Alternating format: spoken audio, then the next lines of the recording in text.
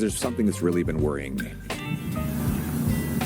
After Justin Trudeau named Mark Carney his economic advisor, giving him massive power over public policy in Canada, Mr. Carney went over for meetings in Beijing where he just had secret talks with the deputy governor of the Chinese central bank.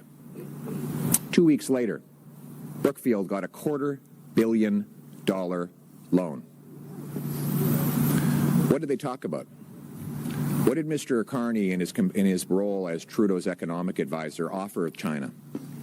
Why would he be having secret meetings with top government-controlled bankers about getting a $250 million loan while he was supposed to be acting in Canada's interest as the Prime Minister's economic advisor?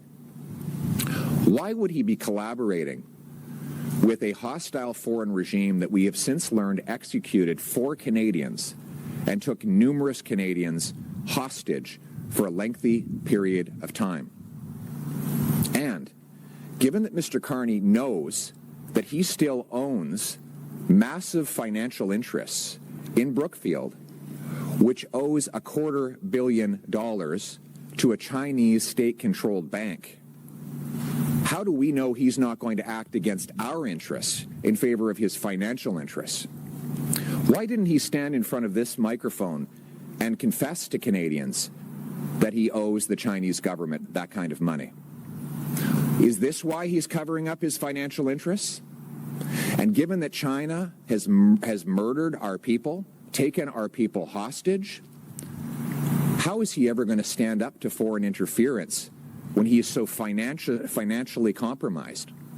We have never in our history had a weak, out-of-touch leader so terribly compromised and conflicted, whose interests go against our national interests.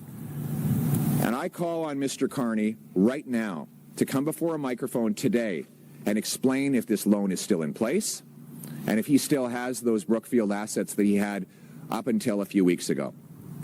Because we cannot trust someone. Could you imagine, while you're supposed to be advising Canada's Prime Minister on the well-being of our economy, going to a foreign regime that had executed Canadian citizens, taken Canadians hostage, that it had already been public that they had interfered in multiple elections.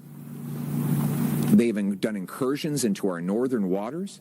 Mark Carney will never be able to protect our national interests because he has massive financial conflicts of interest overseas. What we need now is not to give the Liberals a 4th term with a weak and compromised leader.